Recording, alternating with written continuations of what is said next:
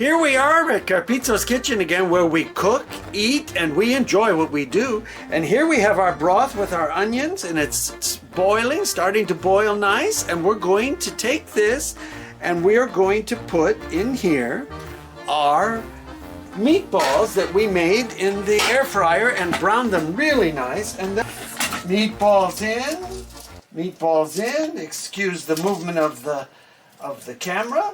Meatballs go in, and in they go. Meatballs in.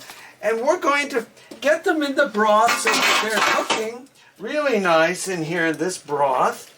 And let them cook in here for a few minutes while I explain to you why I use the air fryer. I use the air fryer instead of putting it on the stove in a pan and browning that way. I use the air fryer because I can spray the meatballs with a little olive oil and get a nice brown on them, as you just saw. So give it a try with your air fryer. Everybody has a different air fryer. I'm using Brevo over here. You can use whatever you like, you know. And that way you get a nice browning on it. Okay, so we have our balls in here, and they're cooking, and now what we're going to do is bring this over here so that you guys can see me put this together. Here we have our balls inside, and what I'm going to do is add our greens. Now you can use whatever you like. I tried to get some escarole, but we don't have escarole available, so I'm using spinach, but you can use what you like, even cabbage. Whatever green thing you have, you just have to cook it longer or more. I'm putting in our greens. This will be spinach today. So we have spinach in here. Okay, so now we have a nice green in here.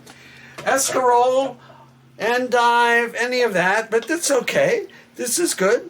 And then finally what we're going to do is take this back over here, get it back onto our heat, back on our heat again, and we're going to add our egg. I have egg mixed with our cheese and a little salt, so I have our two cheeses in here, our Parmesan and all up, so this all can get in it goes. Look at this. Now we got the egg. The egg is in there.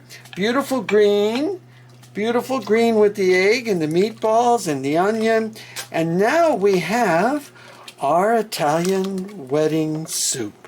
And that is it. So what we need to do is taste. I'm going to do a little taste just to make sure we got. You could use just a little salt, so we'll add a little salt. Here I used kosher salt. A little salt in.